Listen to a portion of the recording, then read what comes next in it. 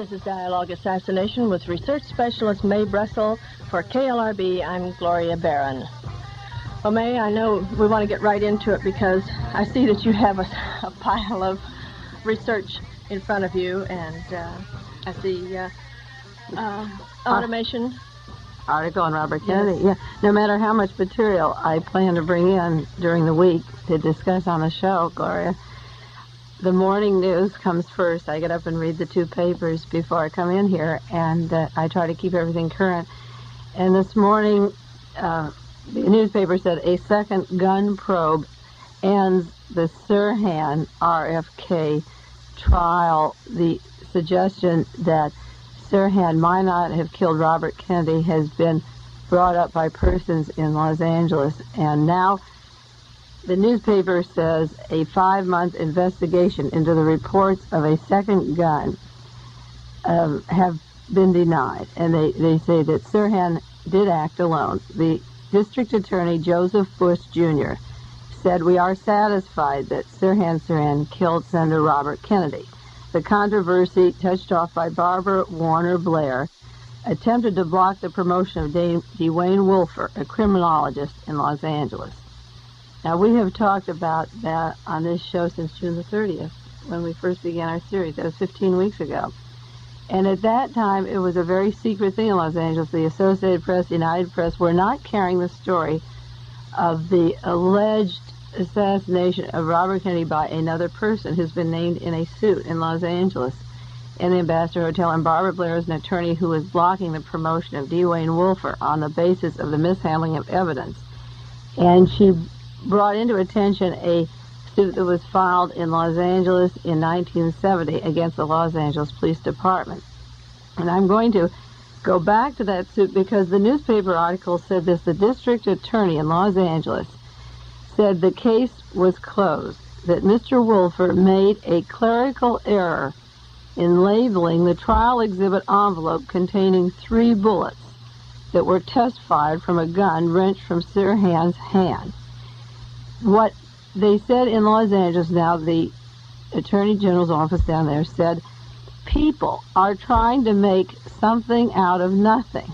You will never put an end to the theories of people who think there were 2 guns. But the mislabeled envelope had the substitute gun serial number on it, and the package contained 3 bullets.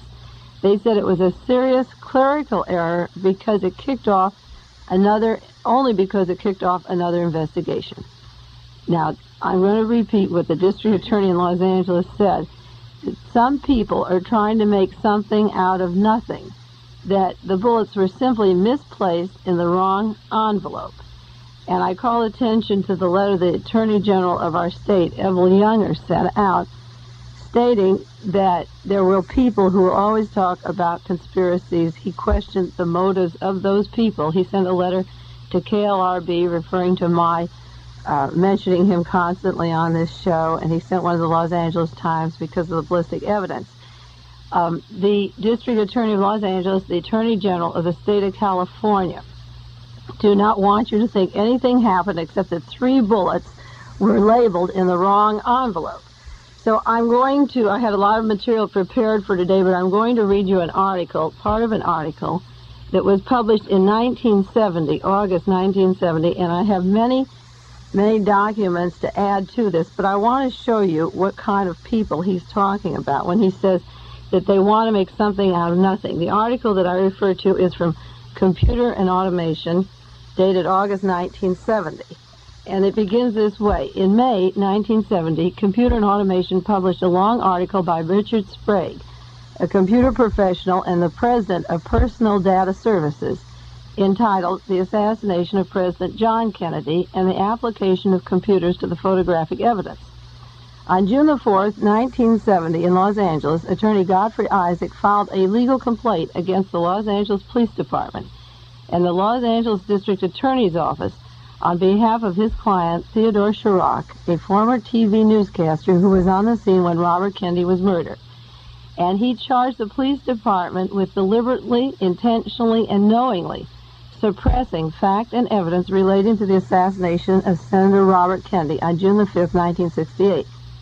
As a result of these 2 facts, We are publishing in this issue some important articles and reports dealing with the assassination of Senator Robert Kennedy and raising three important questions.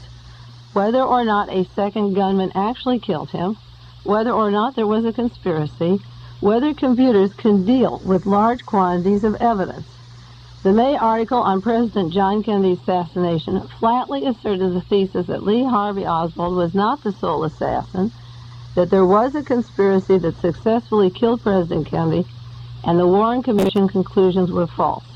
The articles printed in this issue on Senator Robert Kennedy's assassination say that there is important evidence and strange silence on the part of the police and other authorities that indicate, number one, there was a conspiracy, number two, there was a second gunman, three, there has been extensive silence about critical questions and extensive suppression of critical evidence.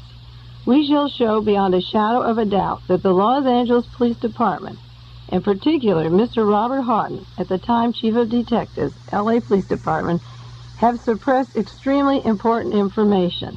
By applying computers to the collective facts of each assassination, computer people can diminish the credibility gap and perhaps find a more complete and accurate account for the assassination of the Kennedy brothers and Martin Luther King Jr. Because of garbage in and garbage out, computer professionals are intimately concerned with the accuracy and completeness and the factual truth. Consequently, in those areas of political activities where factual truths are being systematically concealed and factual lies are being more or less systematically told, a computer professional has a responsibility of searching for truth.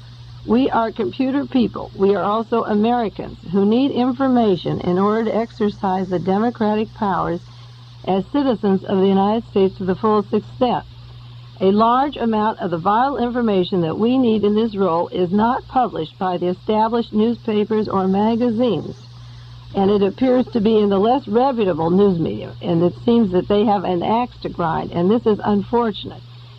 In the case of the assassination of Senator Robert Kennedy, the investigation was almost entirely carried out by a special task force selected by the police department. This force was under the direction of Chief of Detective Robert Houghton, Special Unit Senator. After 4,818 interviews and many other official actions, they officially closed the investigation July 25, 1969. A 10-volume report of Robert Houghton, Chief of Detectives, was titled An Investigation Summary to the Senator Robert Kennedy Assassination. These 10 volumes are the official account of the investigation. Only 3 copies apparently exist anywhere. In the conclusions, Robert Houghton said not one shred of evidence exists at this date to indicate any conspiracy in the death of Robert Kennedy. But since this book contains no index, Computer and Automation has since made an index of that book.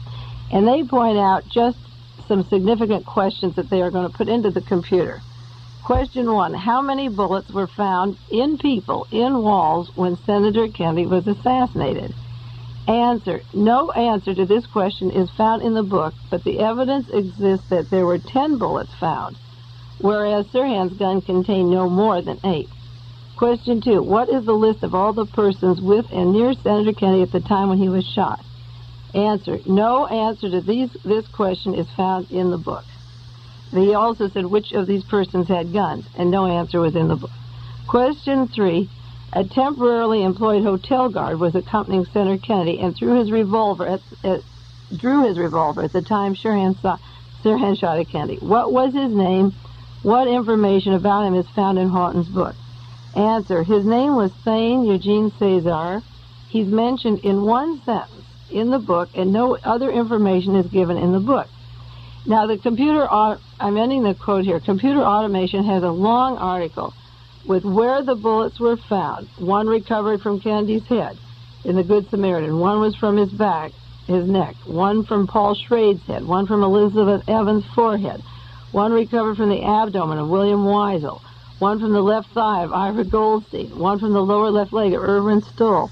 2 from the center divider in the pantry. 1 from the door frame. Total 10 bullets from an 8-shot revolver.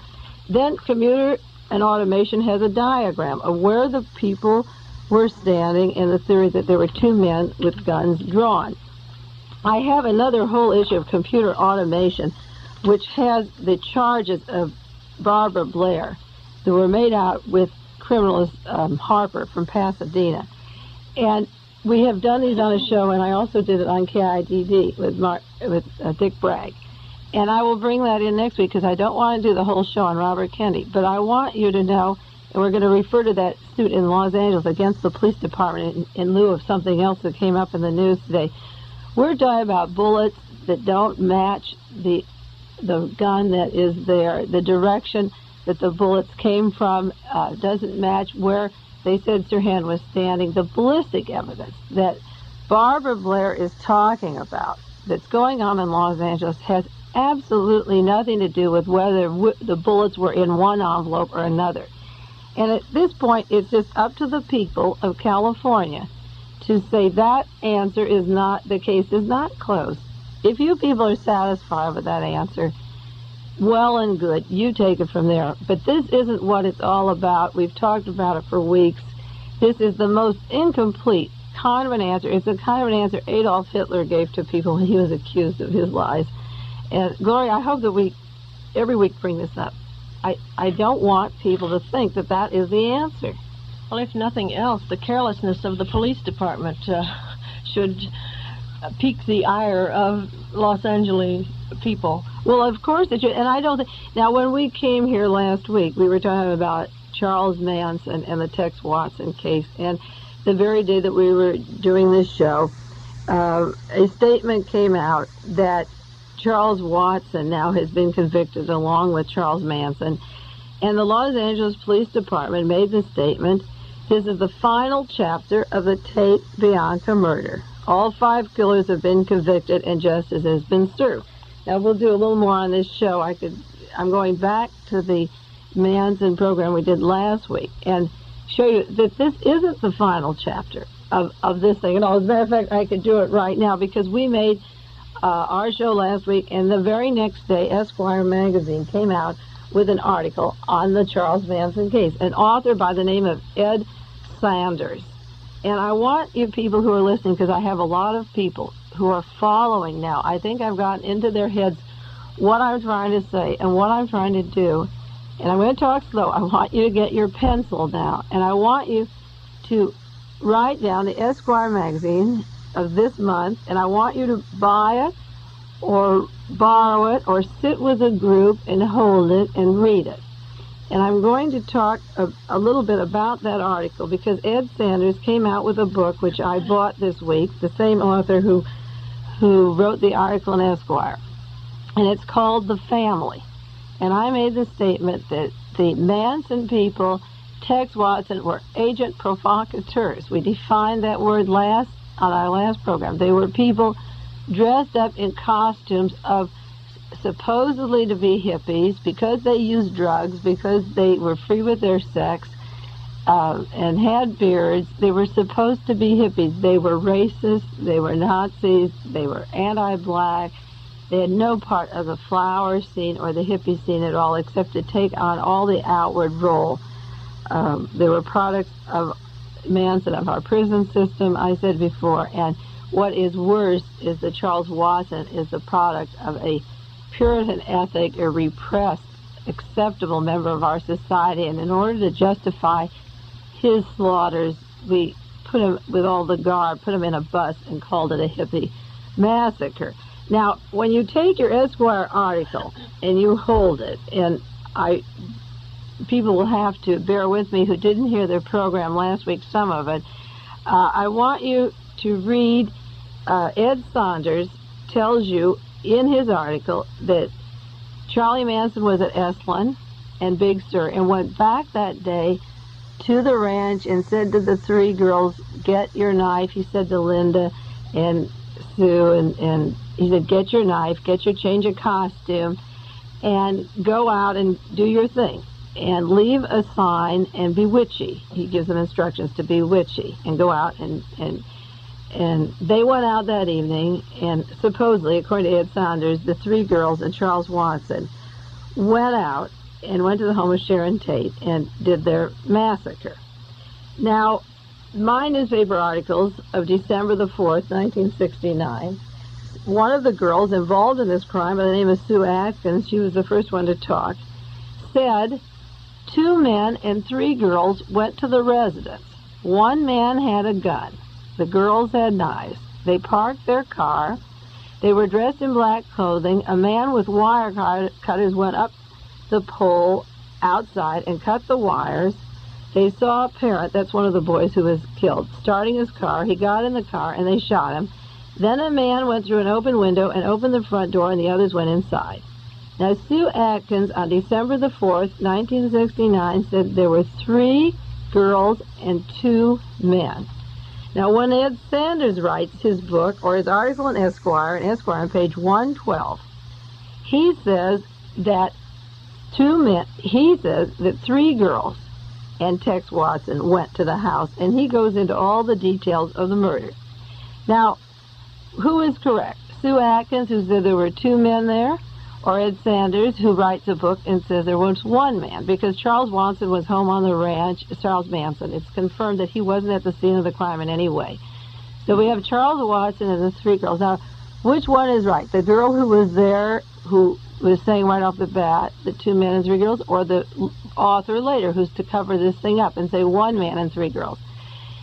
We don't know which one is right. But in his own book, Ed Sanders describes, and in Esquire magazine on page 112, he describes a lengthy thing of how the crimes were committed, who was stabbed, where the bodies were placed.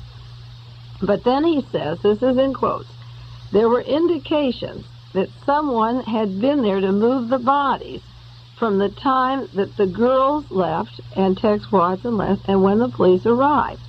And he says that there was large amount of blood spilled by the front door, and Sharon Tate and J.C. Ring had not been there, according to the 3 girls and the boy, when they gave their testimony about it.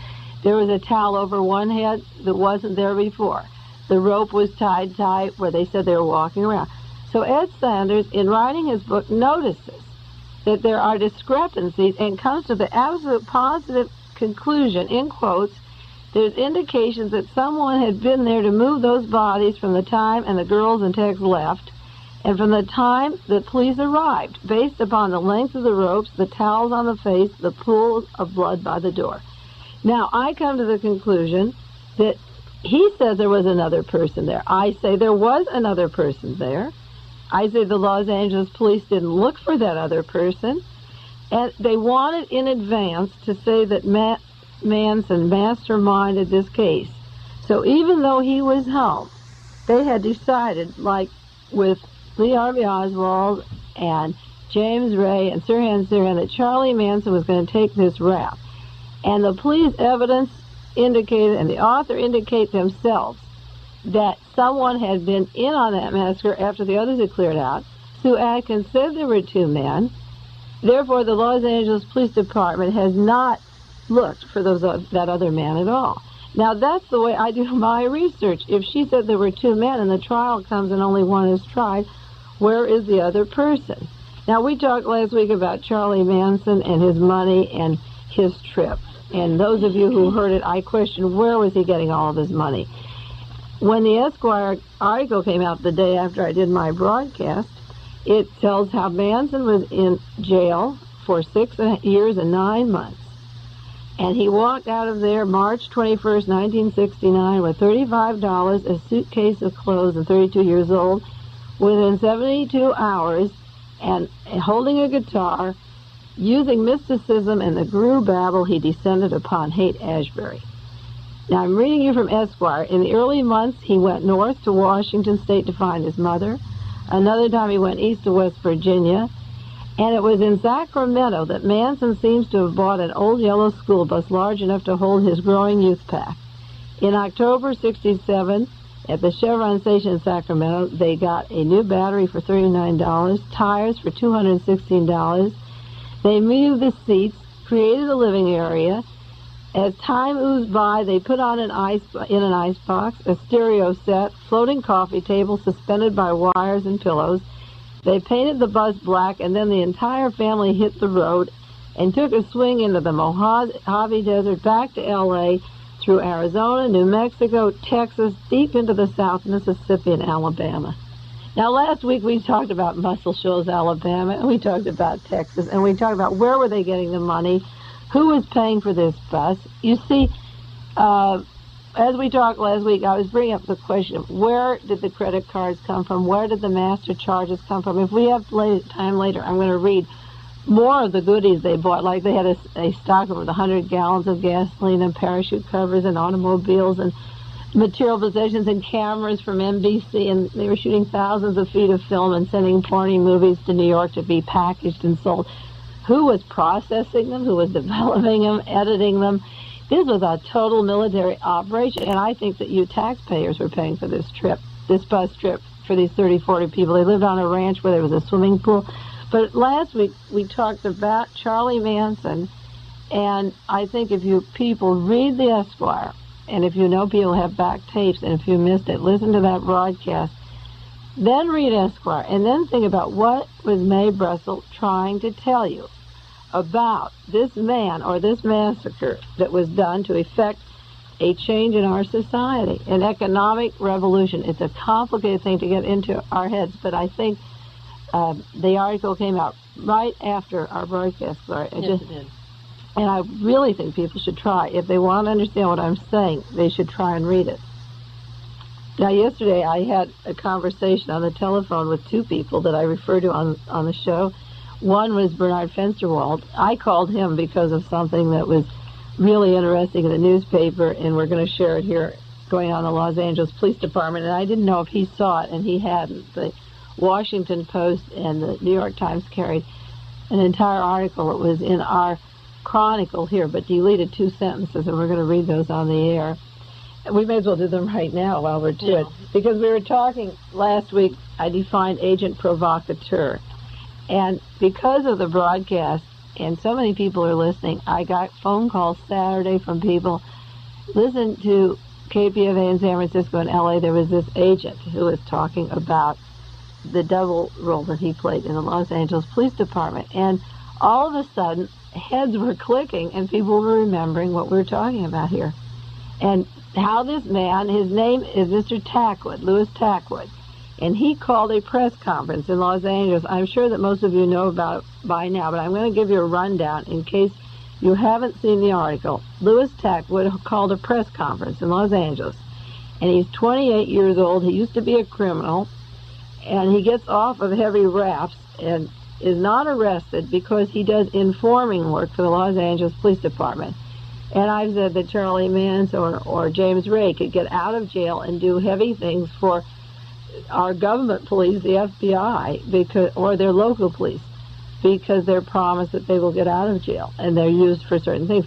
Now, Mr. Tackwood claims that the 2 Los Angeles Police Departments, Criminal Conspiracy Section and the Special Investigative Section, are guilty of dirty tricks and murdering, and that they're out against all the militants, whether they be black or white. And he said he had prior knowledge that Criminal Conspiracy Section had prior knowledge of the Marin County Courthouse kidnap escape attempt and George Jackson's failed escape attempt from San Quentin prison. And they let both proceed. I have to end the quote here to make a comment that my research shows me that there was every reason to believe that they knew about George Jackson, and that the Attica thing was set up because, coming from New York, prison guards and members of the prison are saying they couldn't have just taken that prison and dug those trenches and moved the way they did without the guards knowing it. The guards let it happen. And who was the hero of Attica when it was all over? A lot of people think Rockefeller is not a hero. He is. That was like a joust, I call like a middle-age type, where they used to do at King Arthur's court. You proved your manliness, through these acts of murder, or like in wartime, your generals.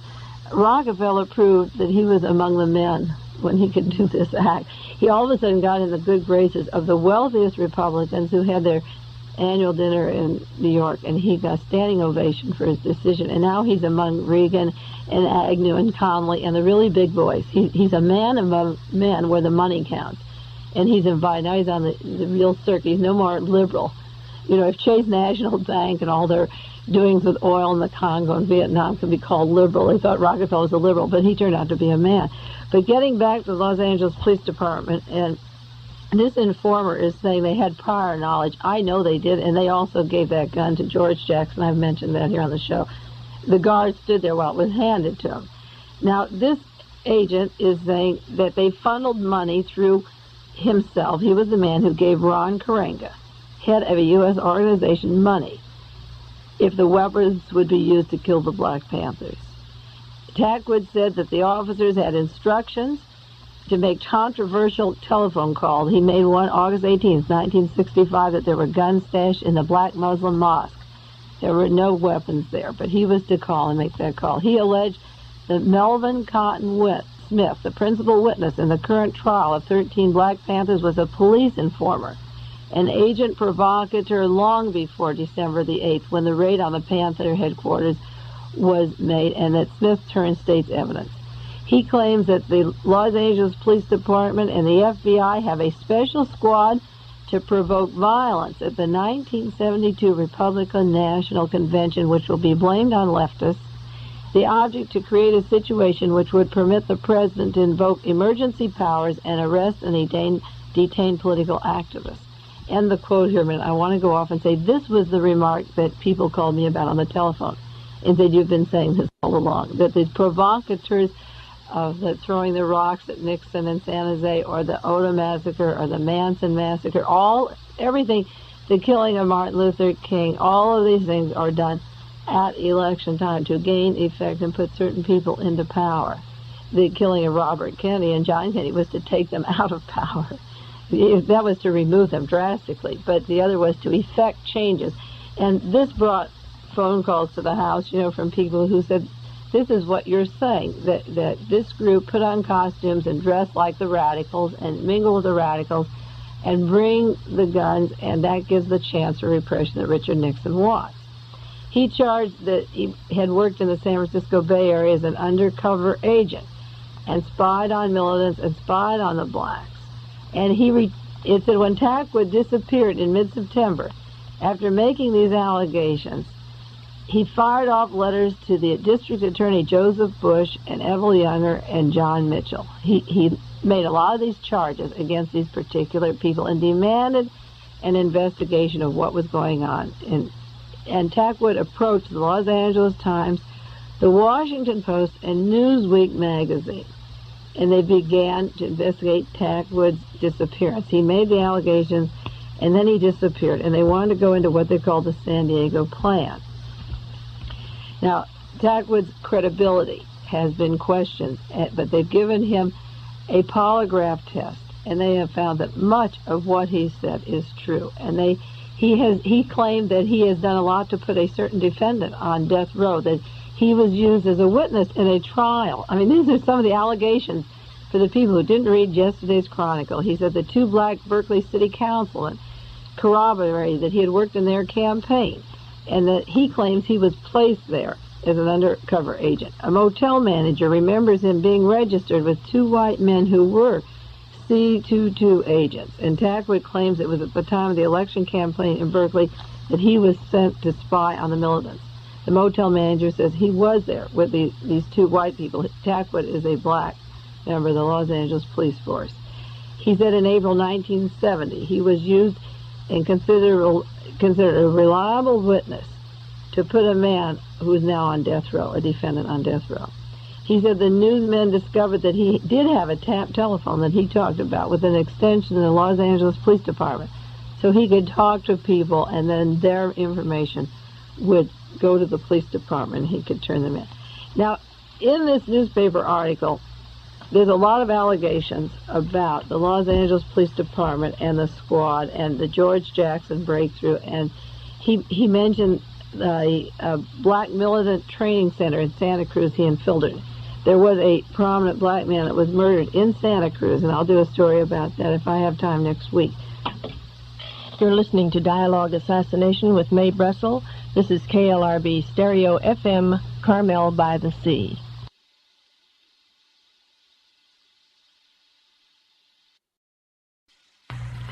All right, Mae. Okay, back to the agent provocateur in Los Angeles. The San Francisco Chronicle, for those of you who missed the first part of this, carried an article this week called A Police Spy's Strange Story in Monday's Chronicle about his position in filtering various radical groups in Los Angeles. And the man is feeling guilty for what he's doing. He's got a man on death row that he turned informer on, and maybe these trials will be reversed now. But the final conclusion of the article, because he's charging the Los Angeles Police Department with every kind of mischief possible, framing people to say they murdered when they didn't, saying they're going to blow up the convention when they didn't plan to do it. The final comment is what is important. The whole thing is important to my dialogue on assassinations. But this is the final two sentences in the newspaper. Los Angeles Police Chief Edward M. Davis refused the members of his tax squad to be interviewed by the press because he said an investigation is in progress. But he said a Bolshevik has been working for 2 weeks to plant a false story involving the President of the United States and the Los Angeles Police Department. I think such a story would appear in Pravda, but I'm surprised here that the Los Angeles reporters are listening to the story. End quotes. Bolshevik. He said it was a Bolshevik. That cover story hasn't been used. I think J. Edgar Hoover used it, like 30 years ago. It hasn't been used in 30 years. But nothing in the whole article, or that I heard on the radio, mentioned the President of the United States.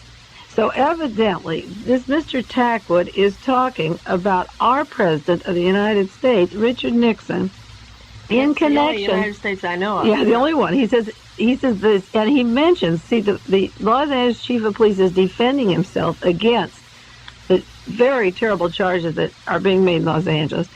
But in his defense, he brings in a whole new ball game, because he says in the last 2 weeks, some Bolshevik is tying the Los Angeles Police Department to the President of the United States.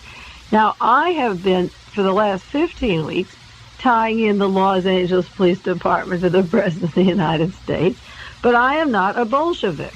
And I do want to say that this is the last desperate chance, and I'm going to show you that the agent provocateurs are tied up with the overthrow of our government and the Los Angeles Police Department, because on our very first broadcast, Gloria, on April the 30th, June 30th, when we were talking about the Pentagon Papers, I referred to Mr. Nixon. I said, he's not my president until I find out who killed Robert Kennedy. He may be your president, but he's not my president. Remember that? Yes, I do. And now it seems that the president is tied in with the Los Angeles Police Department. So in his hysterical comment or protection of himself, now that Chief of Police Davis said that. So let's say, well, who is Chief of Police Davis? I mentioned Robert Houghton of the Chief of Detectives with the evidence of the Sirhan case, because he's the one who came out with a book on the subject. But I'm going to refer again to a lawsuit, Superior Court of the State of California, number 978371, a complaint for disclosure of information. It was placed by Theodore Chirac again on behalf of himself and the residents of California, and we've referred to this many times on the air, but I'm going to repeat one part. It is against the Los Angeles Police Department, Edward M. Davis, individually, and as chief of the police of the city of Los Angeles, and a representative of the class of members of the Los Angeles Police Department, as well. These are the defendants in the suit, as well as Robert Houghton, deputy chief of the police, and Evel Younger as the district attorney of Los Angeles. They are named defendants in a lawsuit in Los Angeles to find out who killed Robert Kennedy and to get the evidence out on the table. And the suit reads that the people of this state do not yield their sovereignty to the agencies which serve them. The people, in delegating authority, do not give their public servants the right to decide what is good for the people to know and what is not good for them to know. The people insist on remaining informed so that they may retain control over the instruments they have created. Now, end quote. We're going to continue to read the role that Edward Davis is mentioned in this suit as a defendant in the Los Angeles Police Department for holding information from the people of the United States. I got a postcard at KLRB this week from some person asking me to talk about the election in 1972, the effect of the assassinations on the election, or my opinion of candidates, let me say that in a democracy where you're not informed, you have no election at all. This is an election year, and it is my obligation to tell you that the chief of police Los Angeles came out this week and is suggesting that somebody is linking his police department with the President of the United States, and he's blaming a Bolshevik. I am not a Bolshevik. I love my country, and I want you to know the evidence exists of the ascendancy of Richard Nixon to the Los Angeles Police Department.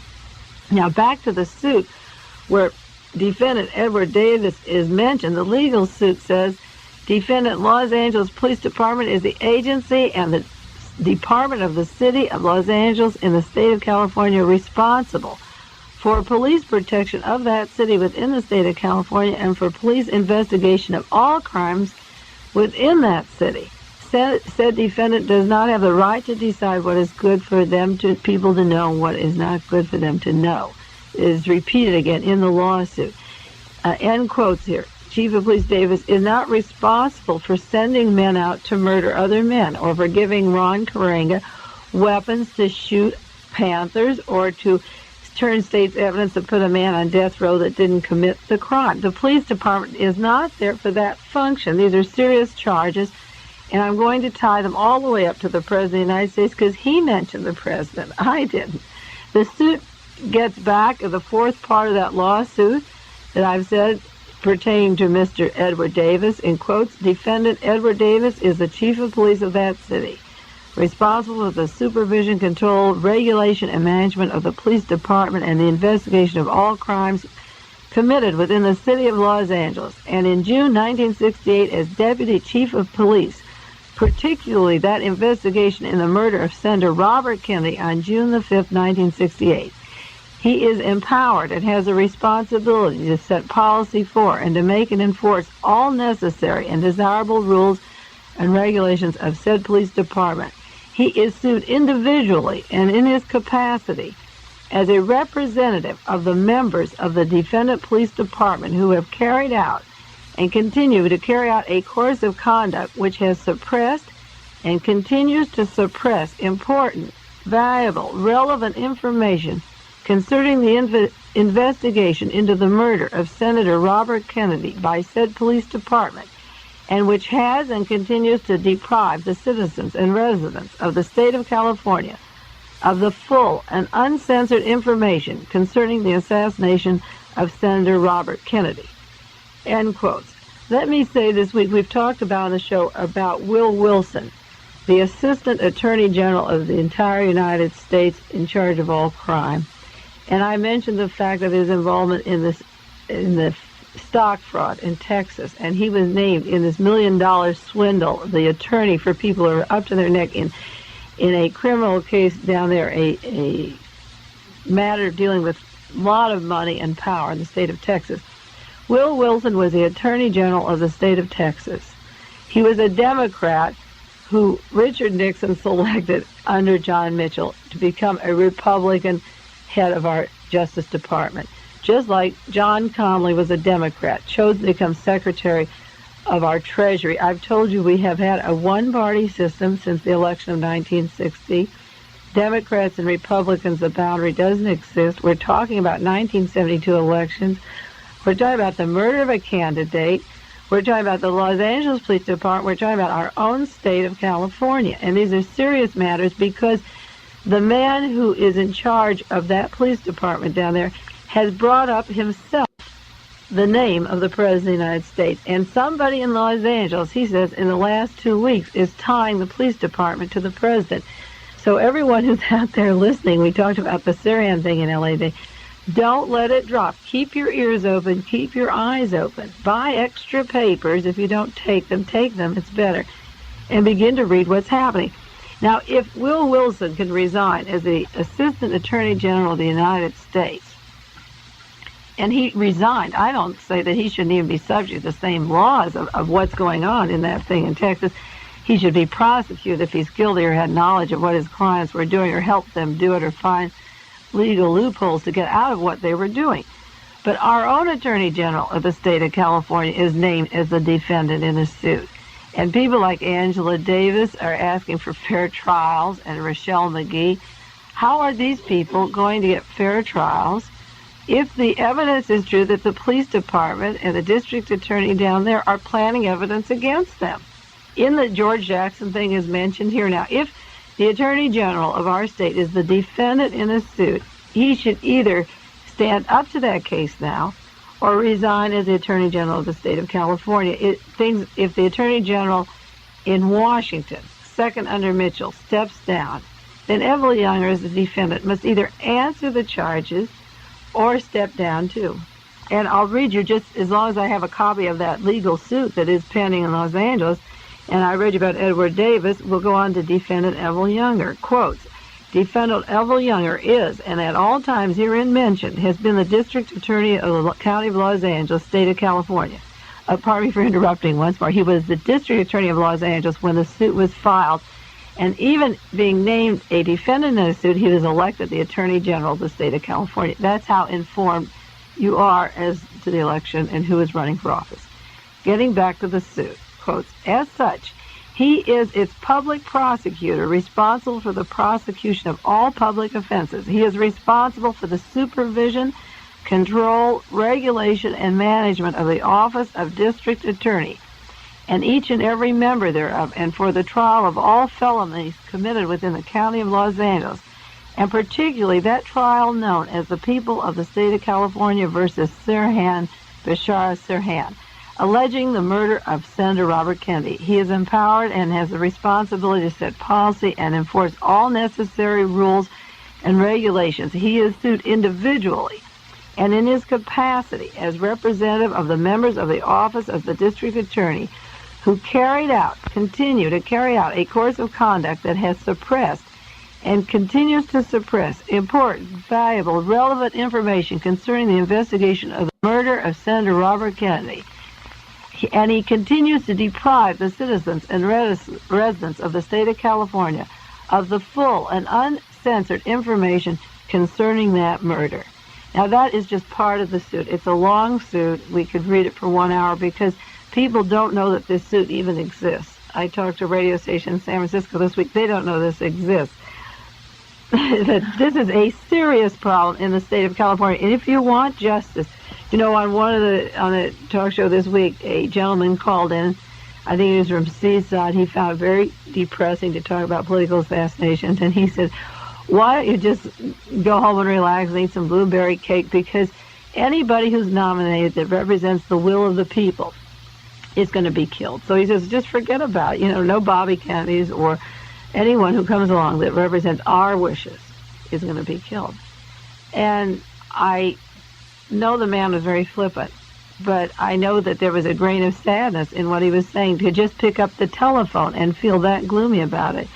And I said, I tried to say, no, just stick with me, and someday I'll meet you, and we'll have a rally, and we'll talk. And if the day comes that you walk down the street and some cop kills you, because of my research, he won't get away with that anymore, because we will stay there now and defend you, and those days will be over. That they can just barge in and shoot you, you know, when you're in bed or asleep. And it's this terrible feeling that nobody is there speaking for us. And I think in order to get the confidence back to the people and the young people, we have to proceed with these trials. These men are defendants in a lawsuit in Los Angeles. And it's very timely that that suit was filed in 1970. And it's still hanging in limbo. And it's not talking about bullets that were put in the wrong envelope. It goes into a lot of evidence. So as long as Chief of Police Davis, who's the defendant in this suit, brings of his own volition the fact that the president is being suggested. Now, in this particular case tied to the Los Angeles Police Department, let us find out what are the charges against the President of the United States in relation to the Los Angeles Police Department. How do we get that information? Now, Chief of Police Davis says that he isn't surprised that you'd hear that in Pravda, but certainly the Los Angeles reporters aren't listening.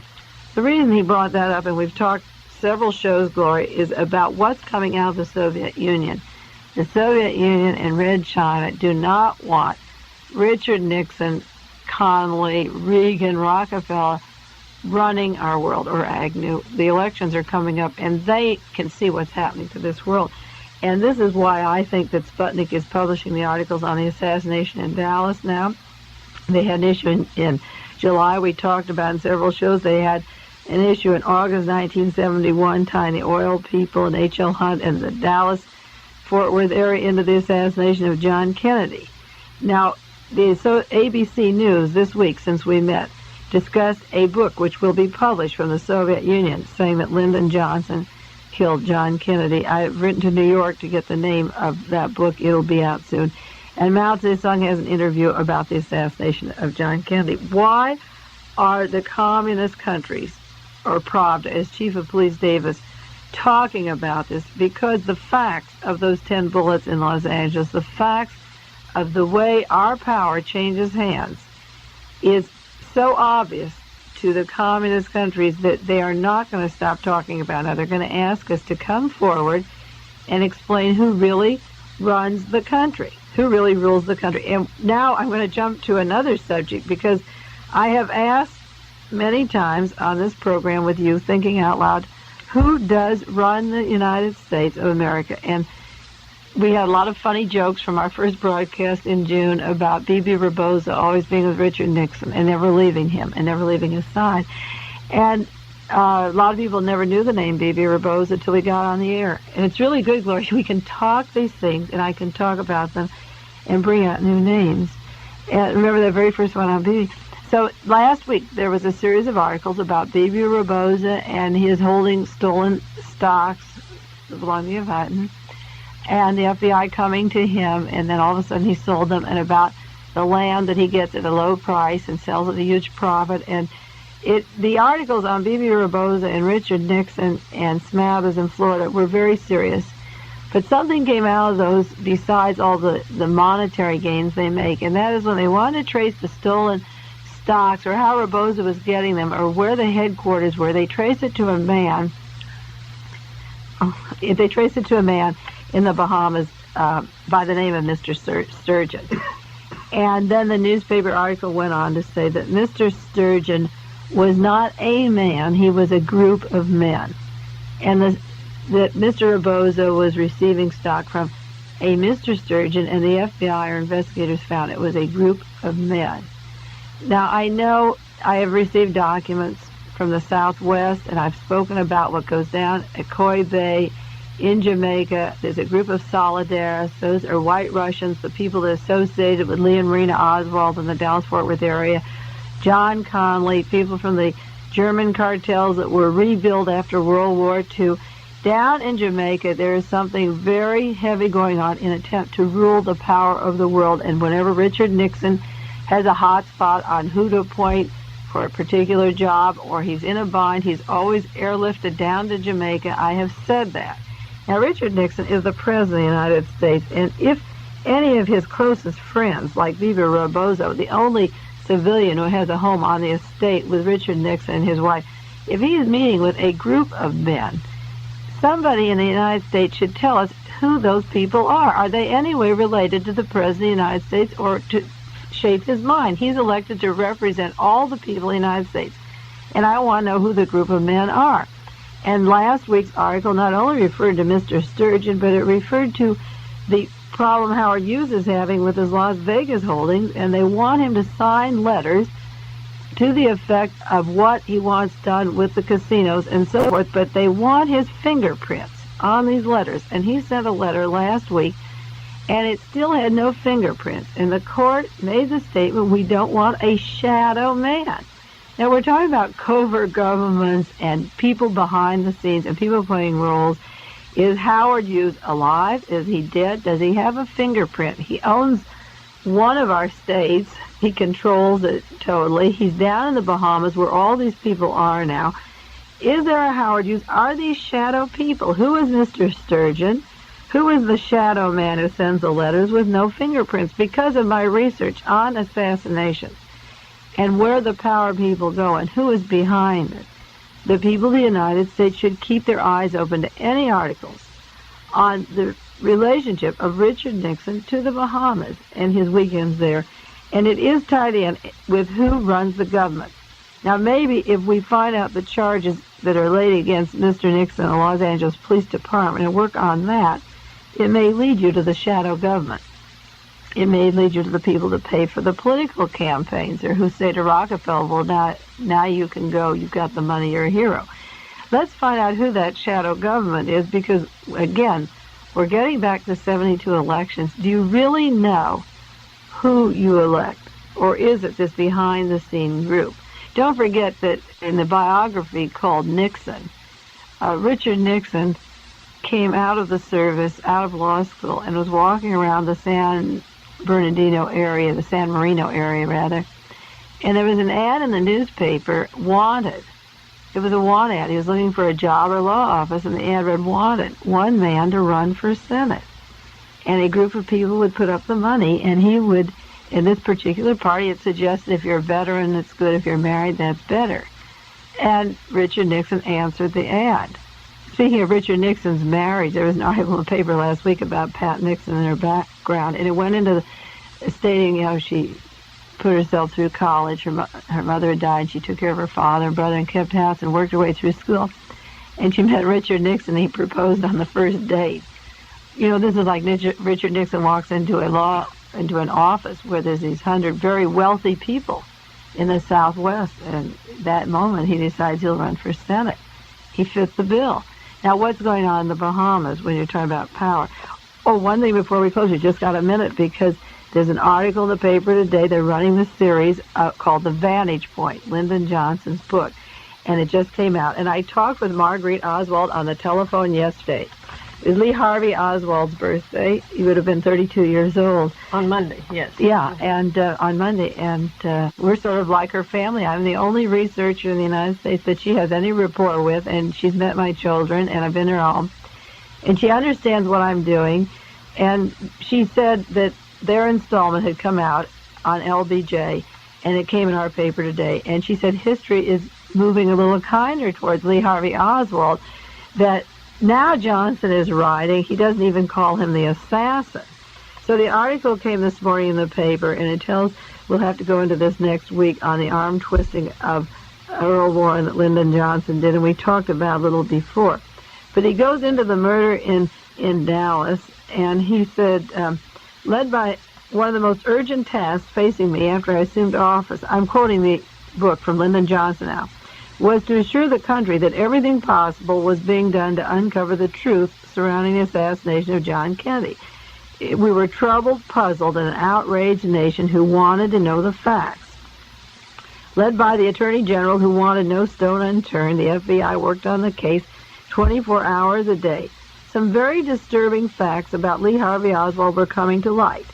Notably, that he considered himself a communist. Second, he gave up his citizenship to live in Russia. He returned with a Russian wife, and he hoisted the banner of Fidel Castro. What did all this mean? Lyndon Johnson is asking. Was Oswald the killer?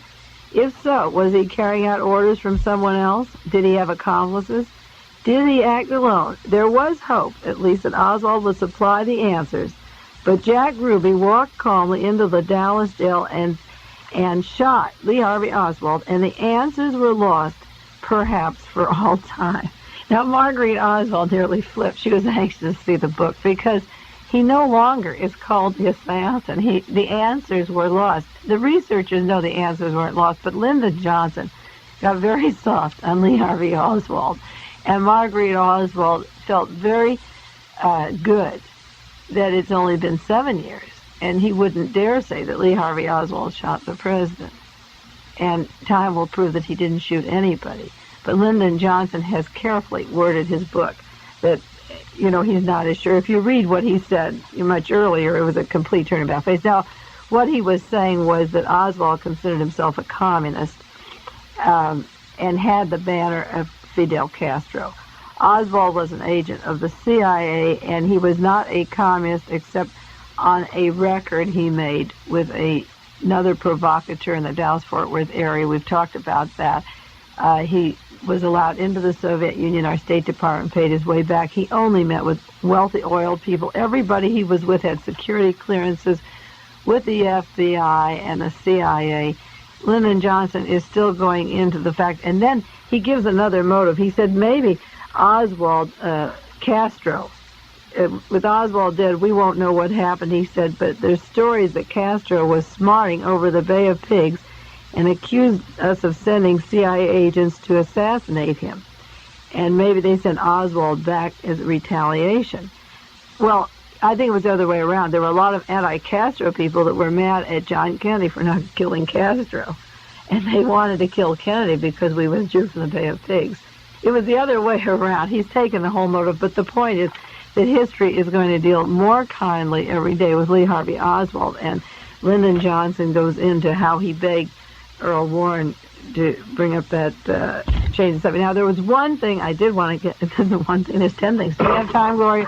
We have about 4 minutes. Okay, there's 3 new books that I got. If you have a pencil, write those down. One was called Inspection for Disarmament, and the author is Melman.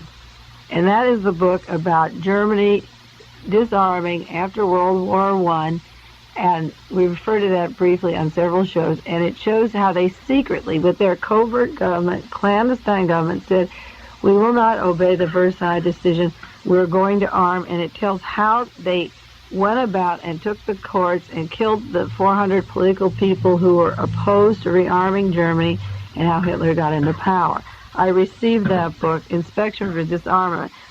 It's a historical story of Germany, but when you read the Pentagon paper, after the Geneva Accord, Eisenhower came home and said, we can't go by that, we'll send in covert men, we'll do it our way, and he set up his clandestine army, no different than after the First War, and we keep repeating the same pattern until we have a second army, a second person running this country behind the elected officials.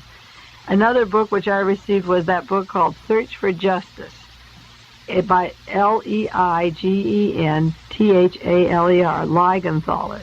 Search for Justice.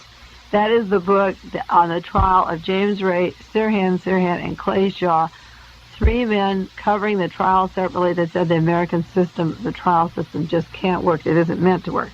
Incidentally, I talked to, did I mention Bernard Fencerell, James Ray's lawyer, yesterday? Yes. And he says the case is going good. There's a chance that the case may be opened up. That he was in Tennessee last week, and there is a new judge, and on the basis of this book, the judge may be forced to open. So, see, the individual researchers are helping the process. Oh, it may be forced to reopen the Ray case. Yeah, because very good. Because it's been academic. You know, the judges could say, no, this is the way it stands. But now a book has been published that was talked on a national TV show that Ray said there was a conspiracy and that the justice in America doesn't work. So now the judge has to prove the justice works. So that Bernard Fencerell is excited it may be opened up. And the third book was the one I mentioned by Ed Saunders called The Family. And if you buy it, because it is a bad book, and study it, and study how your mind is shaped, we could do, maybe have some seminars and meet people on the weekend that want to talk about these things. If they buy these books, there's not enough radio time. If they buy them and wrap, we're going to set a